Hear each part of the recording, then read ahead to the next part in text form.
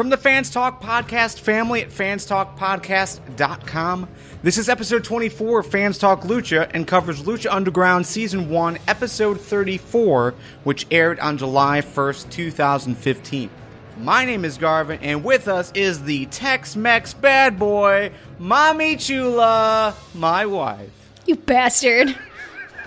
I told you not to call me that ever. If you enjoyed this episode and you want to hear more, you can find us at fanstalklucha.com.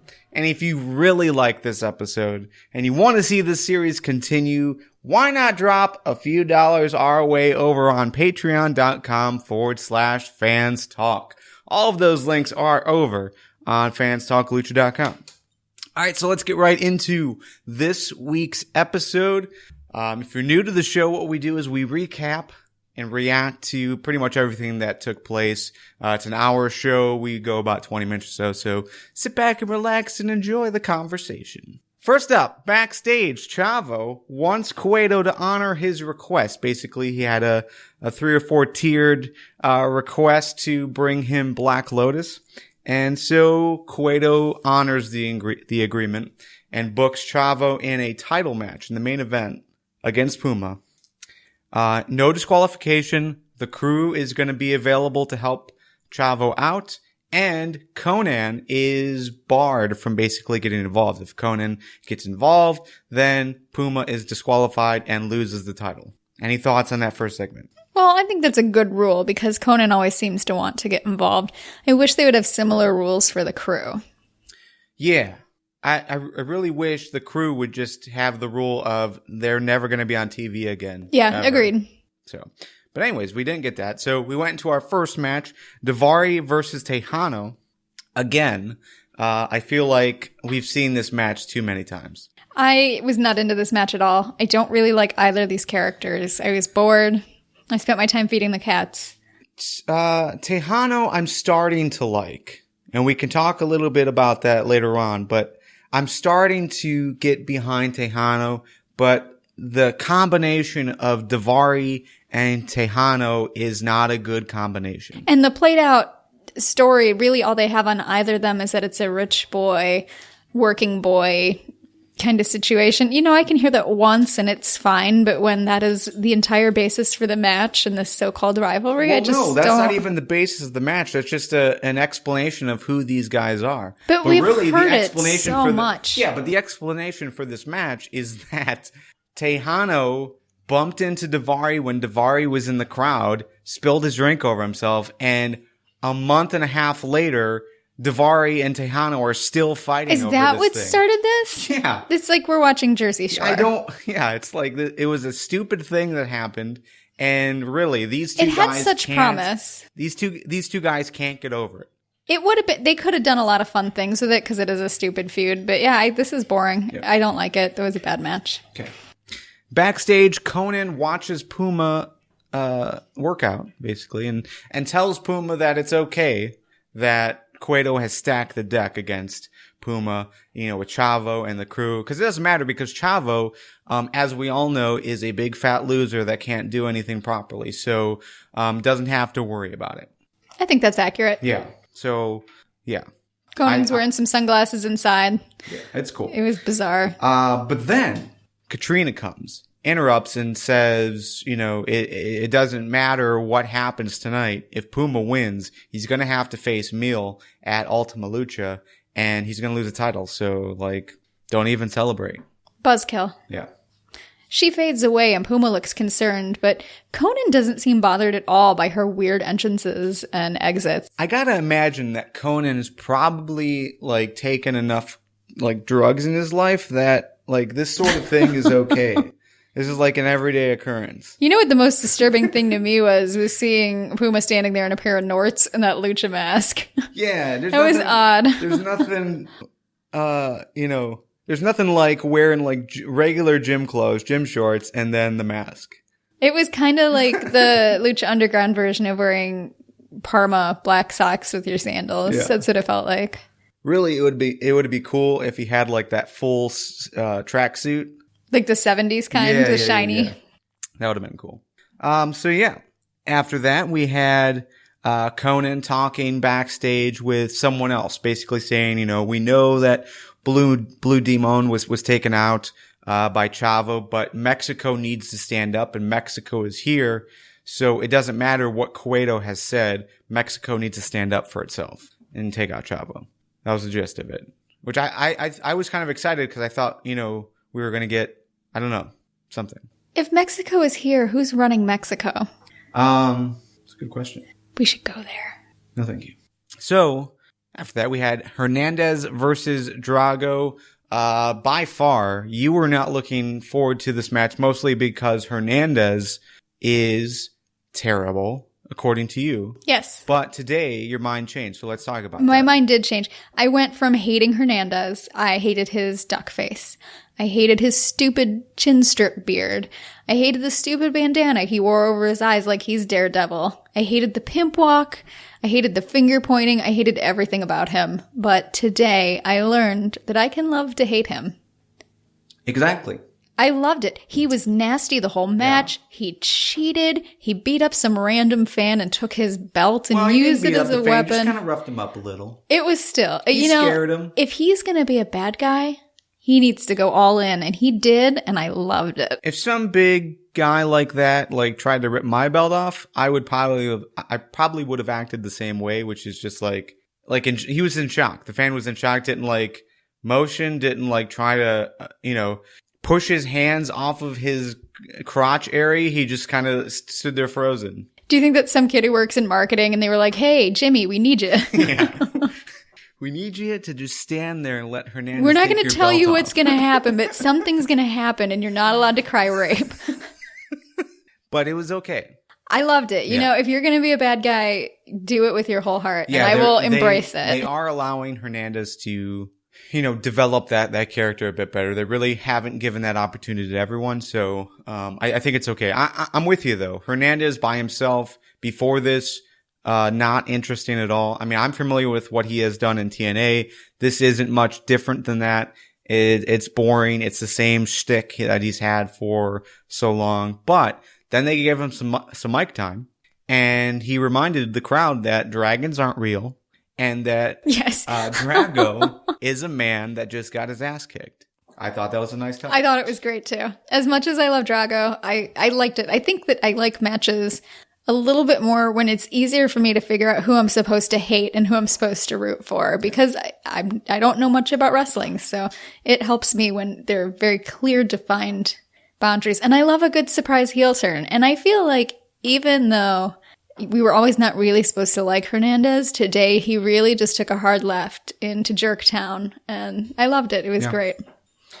I'm still not completely sold on him, but I'm willing to give him some time now. If nothing else, I really enjoyed the match. I expected I would hate it, and I really liked it. Yeah. Backstage, Chavo is preparing for his match, and Katrina shows up, and she's basically like, don't celebrate for too long, because if you win that title, Mill is going to destroy you. And then Mill shows up, and then Chavo's like, I can fight Mill. He's like, I work out in this poncho. Yeah. That's right. I can accept that challenge. Chavo is an idiot. But Chavo slowly backed away. We discussed this when we were watching it, but Chavo is the Grady Fletcher of Lucha Underground. He's always standing around when shit goes down. He messes it up. He's just nature's rube. Yep. Martin the Moth versus Alberto El Patron was next. Patron won. What did you think about this match? 30-second match. Patron got all dressed up, beat the Moth in maybe 3 moves. Honestly, though, I feel for Martin. I feel for Martin the same way that I felt, well, maybe not the same way, but a similar way that I felt for Son of Havoc, where I like the character, I like how he wrestles, I like the guy, but he was always getting beaten. And Martin is the same way, where I like the character, I like his mannerisms, and just everything about him is so out of the norm. It's very entertaining. Yeah. His body, he looks like a slightly out of shape frat guy. It works. Yeah. So I like Martin and the Moth. But yeah, he's losing really quickly. Isn't that called a jobber? Yes. That is a term for it. Traditionally, I enjoy jobber characters because they seem to have, they're just entertainment. They're there for fun. And that's what I like about wrestling. After the match, Patron calls out Mundo and says that Mundo woke up the evil Patron. Sounds like a type of tequila that I would be willing to try. I think you said very excitedly, I hope it's a puppet. Well, come on. I mean, wouldn't an evil puppet be fantastic? The way he paused, like, as soon as you said that, and then he paused, and I'm like... Did you think he was going to pull a puppet out? I'm like, maybe it is. That would be funny just to hear El Patron, like, take out a puppet and do, like, a little puppet voice of him being angry. And evil, of course. Yeah, well, he'd have to be evil. But that's kind of odd, you know? Like, Patron is playing this good guy, this... Is he? I'm never quite sure what he's supposed to be playing. Well, again, it's one of those weird gray areas because if you look at Patron versus Tejano, like they both were dicks. And Mundo versus Patron, they both like did each other wrong. So it's really hard to tell what side, but everyone's behind El Patron. Then again, everyone is behind Pentagon Jr. So, and Pentagon Jr. is obviously... Yeah, but he's fabulous. The bad guy. So, I don't know. But to me, it seems like that Patron is the good guy. He's going after Mundo because Mundo threw him through the window, and that is quote-unquote bad guy territory. So, because of that, I don't know. I would be very excited if, in lieu of a puppet, which would still be cool, if he developed another personality and there was an evil Patron. Like Patron with a mustache? Yeah, like a comical fake nose and beard and mustache. Yeah, that'd be cool. I'd be down with that. All right, so in the main event was Chavo with the Crew versus Puma with Conan, except for Conan couldn't get involved. The Crew could, and they did, but still, Chavo lost. What did you think about this match? Chavo, will you never learn? Apparently the answer is no, you will never learn.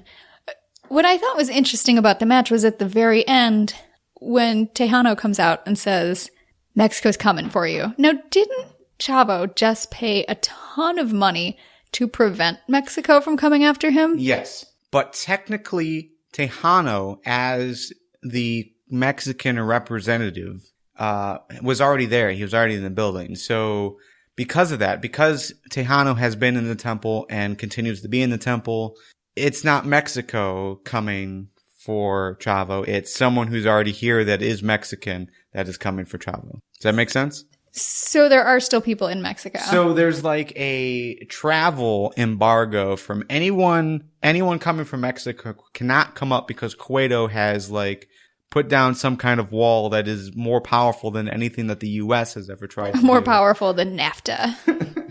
And yeah, so Cueto can stop anyone from coming up from Mexico. Then why couldn't he stop Marty the Moth from breaking in through the door by his dumpster? Well, I mean, people break into their building all the time, but he's going to stop people from coming up from Mexico? Well, but again, no. What was Cueto supposed to do? He wasn't doing a deal for someone. He made a deal with Chavo. So his deal with Chavo said that Cueto had to do something, which was stop people from coming up from Mexico. Well, I could appreciate Cueto taking Chavo's money and then just buying scotch with it. Like, I'm cool with that concept, but it just goes to show it's one more thing that Chavo fails at. Right. He tried to keep Mexico from coming after him, and he failed at that too. Okay. What do you think about Tejano in this role, though? I like him a little more because he is doing a little more than just being a guy who looks like a porn star. Yeah, I'm kind of curious because I feel like Tejano and El Patron are basically at the same point. They're the same like level of character where they're 1 week they're the bad guys and then the next week they're the good guys, and it just kind of depends on the scenario. Well, yeah, that's relative, isn't it? I mean, they would be the bad guys in my mind if they were up against Puma. But when they're up against Chavo, I love them. Yeah, is there a term in Lucha Libre for tweener? I don't know. I don't know if there is. But did you just make that word up? No, tweener. I don't know where it came from, but I know That's basically anyone who's basically in the middle. He's not necessarily a good guy, but he's not necessarily a bad guy. He can play both sides, but he's motivated by, whatever, himself. Like there's always those bad guys, there's always those good guys, and then there's those guys that play both sides. Kind of like Cueto? No, Cueto's the bad guy. You think? I love him. Yeah. I think he's a wonderful boss. Sexy Star would be, the ultimate good guy. The Mary Sue. Yeah. I don't know. I never really thought about it. But anyways, I think that's where these guys fall. But it's kind of hard to back them at this point because they're not compelling enough to get behind, because you can't tell really what their motivation is. With Tejano, yeah, he's representing Mexico, and I guess that's honorable, but at the same time, he's fighting a guy because the guy had his drink knocked over him and they can't get over it. So it's like, here's this guy that's supposed to be good and representing Mexico, but he's fighting someone over something so petty and small and trivial. Sorry, I think I'm reading too much into it. Perhaps. But okay, well, that was this week. Backstage, Chavo was obviously sad that he lost, and Blue Demon was there and he laughed at him, and Chavo talked smack, and Blue Demon knocked him into the lockers. Chavo was asking for it. He always is. But that was this week. What did you think overall? Was this a good show? I did like this show. There were things that I didn't expect to like that I really liked, and that always makes for a good show for me. Yeah, I thought this was a good week as well. We also learned the date of Ultima Lucha. That's going to be August 5th. So, FYI, we've got a little scheduling conflict with that date. I didn't really look ahead of time to see when the final episode was. I still haven't looked, but we know that August 5th is the date of Ultima Lucha. At least that's what was represented today. Yeah, and August 5th, that would be the 39th episode, so that would be the last episode of this season. However, I've got something big going on in real life that will probably take me away from wrestling that week. So that final show, I think what we'll do, and just throwing this out there, I don't know, because we'll have to figure it out, but I'm pretty much out of commission from Wednesday to Monday. So we might maybe skip a week, or we'll just delay until that Tuesday to basically review the final episode, maybe do the drinking show, and maybe do a season finale kind of thing. So because this is, we don't know when the next season is going to start, so I can only imagine that we're going to have a break. So if we have a break, then the podcast will most likely take a break as well. Because I can't imagine what else we would talk about. So we'll think about it. You guys think about it as well and let us know what you would like us to do. But as of right now, because of my schedule conflict for that August the 5th show, because it's basically August the 5th and for the next 3 or 4 days that I'm going to be gone, we're either going to skip that week and the following Wednesday or something like that, we'll release like a double episode. I think that's the best way to do it. I have a suggestion for the break. Murder, She Wrote podcast. Maybe. Yeah, I feel like we need to do something. So we'll figure it out. Okay. What was your win of the week? My win of the week was Hernandez. I love being surprised by a character that I don't like. And it's exciting, and I thought he did a great job. He wrestled well. He did a great job with Drago. I saw him do stuff that I have not seen him do in the ring before. He was entertaining. Good job. Yeah, my win of the week is going to go to Katrina. The Katrina Mill segments I thought were really well done. A couple weeks ago, I thought they were kind of cheesy. Just like, you had like this weird music playing in the background, like kind of like a slow dubstep almost. And I really wasn't into it, but now like that we're getting that consistently and they're putting a little reverb on her voice. It does sound like really spooky and spiritual. So I'm starting to really like it. I think it's a good effect. Just no more lightning bolts or anything like that. Yeah, the lightning bolts were a little much. Fail of the week. Oh, that first match. It was a stinker. Daivari versus Tejano? Yeah, it was boring. I couldn't keep my eyes on it. It was probably just me, but that was my fail. Nope, I agree with that. I don't want to see that feud anymore. It's over absolutely nothing that anyone should really care about. which is getting a drink spilled on you. Now, if they could spice up the feud and maybe turn it into like a drink spilling match or something, I would be okay with that. But this... Yeah. Winner buys the round or something like that. Sprays the other with a fire hose filled with beer. Yeah. Yeah. Agreed. Okay, cool. Well, I think that's pretty much it for us. Any final thoughts? That phrase, Tex-Mex bad boy. Tex-Mex bad boy. I thought that would make a really sweet hot dog. Suggest your recipes of what a Tex-Mex bad boy hot dog would be like. And we could try them out. Dude. I think we found our break project. That's our break project right there. All right, cool. Definitely continue to use the YouTube comments for the conversation. That's been very swell and very, very great. We don't always respond to everything, but sometimes I forget that we have a YouTube. No. At least for me, I'm reading everything. This is a busy season for me, which is why why I'm not able to do the last show on time. But as soon as that's over, then we'll be back on track with everything. But you guys, fantastic theories, character, thoughts. Overall, this is the best atmosphere that I've ever had as far as wrestling conversations because, I also do the Fans Talk Pro Wrestling podcast, the Fans Talk TNA podcast, and a lot of the comments we get are so negative, but not necessarily because of what we see in the ring, but because of what happens outside. So all of the news and rumors, and I'm just glad that Lucha Underground is kind of, outside of that box for whatever reason. I'm glad you guys are looking at it as a TV show and looking at it as a story that we can all follow together. It's pretty cool. But that's all the time we have for this edition of Fans Talk Lucha. The conversation doesn't have to stop here. You can join us on YouTube as we continue the conversation with you.